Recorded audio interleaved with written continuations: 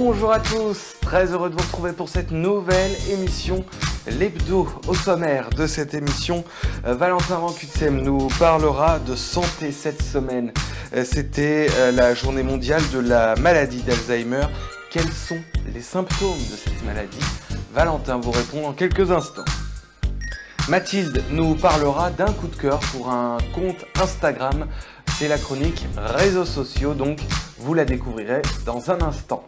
Emeline nous a de son côté préparé une recette, vous la découvrirez également dans un instant. Mais avant de développer donc ce sommaire, je vous rappelle que vous pouvez commenter cette émission en dessous de cette vidéo. Vous pouvez également nous suivre sur les réseaux sociaux, ils s'affichent actuellement, n'hésitez pas. On va parler santé à présent.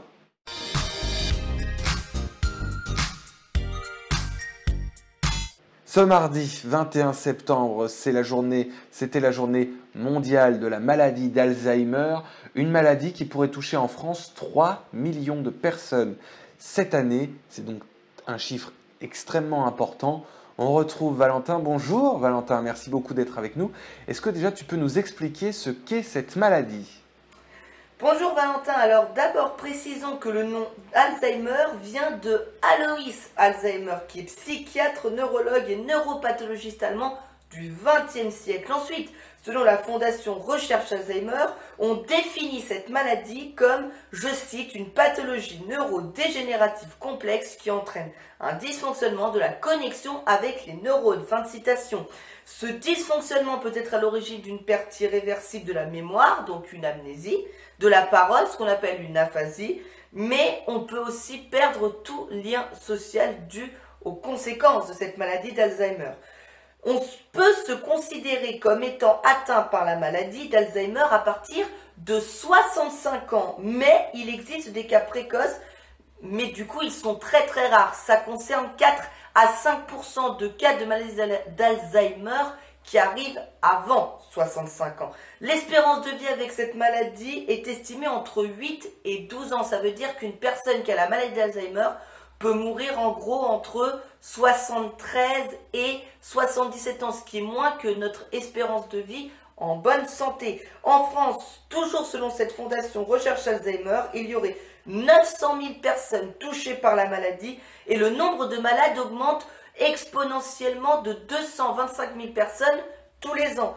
On devrait doubler le nombre de malades de cette maladie d'Alzheimer d'ici à 2050. On précise, Valentin, également que ce sont majoritairement les femmes qui sont touchées par cette maladie. 2 personnes sur 3 qui sont touchées par cette maladie sont des femmes. Est-ce qu'il existe justement des traitements pour soigner cette maladie d'Alzheimer ? Alors Valentin, j'aurais presque envie de vous faire une réponse de Normand. Oui et non. Oui, il existe des traitements, mais malheureusement non, ils ne permettent pas de guérir de cette maladie. Donc, il existe 4 traitements pour la maladie d'Alzheimer qui sont le Donepezil, commercialisé sous le nom de Aricept, la Memantine, commercialisée sous le nom de Ebixa, le Rivastigmine, commercialisé sous le nom de Excelon, et la galantamine qui est commercialisée sous le nom de Réminil. Le seul problème, c'est qu'aucun de ces 4 traitements ne permet de guérir de la maladie d'Alzheimer. Ils permettent juste d'en atténuer les effets. La recherche au sens large explore de nouvelles pistes pour soigner cette maladie qui est un poids non seulement pour les malades, mais également pour les proches des malades. L'une des solutions qui pourrait être trouvée par la recherche et qui est explorée par la recherche, ce serait l'immunothérapie. Alors au-delà, Valentin, d'expliquer ce qu'est cette maladie d'Alzheimer et de savoir si on peut guérir ou pas, on peut inciter la population et tous ceux qui nous regardent sur Valinfo à donner aux associations qui s'occupent de cette maladie, telles que France Alzheimer ou la Fondation Recherche Alzheimer, pour leur permettre, pourquoi pas, de trouver un jour un traitement pour guérir de cette maladie, mais également de leur donner les moyens à ces associations d'accompagner les patients et leurs familles. Et n'oubliez pas que l'avantage, c'est que les associations que j'ai citées, donc France Alzheimer et Fondation Recherche Alzheimer, sont des associations de loi 1901, c'est-à-dire que si vous leur faites un don par exemple de 100 €, eh bien 66% de ce don de 100 € par exemple peuvent être déduits par les impôts. Merci beaucoup Valentin pour toutes ces explications. On te retrouve dans quelques instants pour le chiffre de la semaine qui concerne, je crois, du sport. A tout de suite Valentin, on retrouve Mathilde à présent. Bonjour Mathilde, merci d'être avec nous. Tu vas nous parler réseaux sociaux et notamment d'un coup de cœur que tu as eu pour un compte Instagram, je crois. Bonjour, alors oui, aujourd'hui je vais vous parler des coups de cœur de la rédac et cette semaine mes coups de cœur sont 3 comptes Instagram. Le premier est le compte Instagram d'une Australienne qui s'appelle Tara et le compte Instagram c'est Tara Milk Tea. En fait c'est une influenceuse mode et voyage et franchement si vous faites un tour sur son compte Instagram vous serez bluffé vraiment parce que ses photos elles sont toutes dans un même thème de couleurs et les fonds de ces photos et les décors sont super beaux, ses tenues sont super belles, elle a vraiment des idées de fou pour ses photos et j'aime beaucoup. Le deuxième compte c'est celui de Yugnat999, donc c'est le compte d'un Français cette fois et c'est un compte de mèmes, donc c'est des blagues avec une légende et une photo. Et elles sont principalement en franglais. Donc le fait que ce soit en français et en anglais, je trouve que ça rajoute une bonne touche d'humour et j'aime beaucoup. Donc allez le suivre et allez liker ce qu'il fait, c'est vraiment drôle. Et le troisième et dernier compte que j'ai à vous proposer, c'est le compte Juniper Fox. Donc c'est le compte d'une américaine et elle travaillait avant dans un refuge pour animaux domestiques et animaux sauvages.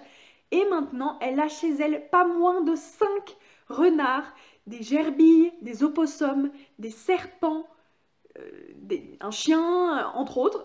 Mais elle a plein d'animaux sauvages et du coup, elle explique qu'il faut faire attention, que c'est des animaux sauvages donc, et que c'est pas des animaux de compagnie. Et que même s'ils sont très très mignons, ça peut être dangereux. Et j'aime beaucoup, elle prend des très jolies photos et elle explique bien et met en garde sur tout ça et j'aime beaucoup. Et pour finir, je ne vais pas vous parler d'un compte Instagram, mais je vais vous parler de la cagnotte Litchi de Valinfo. Donc si vous souhaitez nous aider à améliorer nos contenus et les vidéos que nous faisons, je vous encourage à aller faire un petit don sur notre cagnotte Litchi. Même un tout petit, ce serait vraiment adorable et super pour nous. Et on vous encourage, le lien va être en description ou va être écrit, je ne sais pas exactement. Mais ce serait vraiment un plaisir pour nous pour pouvoir avoir du meilleur matériel et vous faire de nouvelles vidéos qui vous plairont. Voilà, merci, au revoir. Merci beaucoup Mathilde donc pour toutes ces précisions. On retrouve donc à présent Valentin Vancutsem. Remercie d'être avec nous. Le chiffre de la semaine, donc on va parler avec toi de ce chiffre et je crois qu'il concerne le Tour de France. Quel est ce chiffre, Valentin ? Effectivement, Valentin, le chiffre de la semaine, c'est 21 ans et 364 jours. C'est très très précis. C'est l'âge du vainqueur du Tour de France 2020, le Slovène Tadej Pogačar, qui l'a emporté dimanche soir sur les Champs-Élysées devant son compatriote Primož Roglič et l'Australien Richie Porte. Pourquoi mettre en avant l'âge du vainqueur de ce Tour de France 2020 ? Eh bien, sachez que Tadej Pogačar est devenu le plus jeune coureur de l'après-guerre. On parle bien de la Seconde Guerre mondiale quand on parle d'après-guerre, a remporté le Tour de France devant un certain Egan Bernal, vainqueur l'an dernier du Tour de France à 22 ans et 196 jours.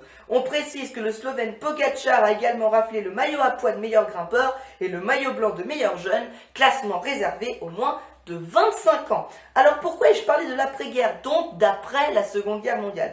Car le plus jeune vainqueur, toutes éditions confondues du Tour de France, il est français, cocorico. Il s'appelle Henri Cornet et il a gagné en 1904 la deuxième édition du Tour de France après le déclassement du vainqueur initial Maurice Gamin à seulement 19 ans et 352 jours. Je vais terminer ce chiffre de la semaine par cette célèbre tirade du Cid de Pierre Corneille où Rodrigue disait « La valeur n'attend point le nombre des années. Bravo Tadej !» Merci beaucoup Valentin qui a toujours la petite citation juste. Merci d'avoir été avec nous. On retrouve maintenant Emmeline qui nous a préparé une excellente recette. Regardez.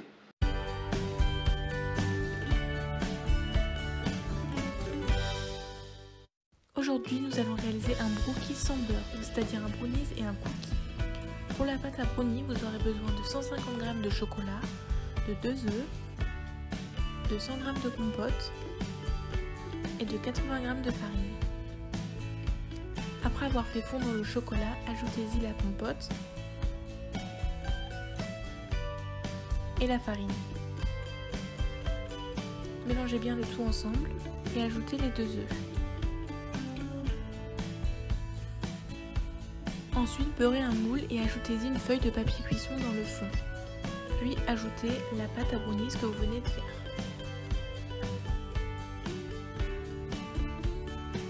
Il faut savoir que vous pouvez réaliser ces 2 recettes séparément. Dans un second temps, pour la pâte à cookies, il vous faudra 120 g de compote, un sachet de levure, un œuf, 150 g de farine, 50 g de pépites de chocolat et 30 g de sucre roux. Mettez votre farine et votre compote dans le saladier, puis mélangez ensemble.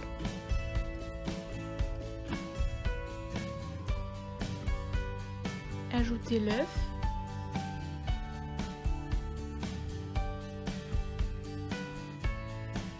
Ensuite le sachet de levure. Et ajoutez environ la moitié des pépites de chocolat.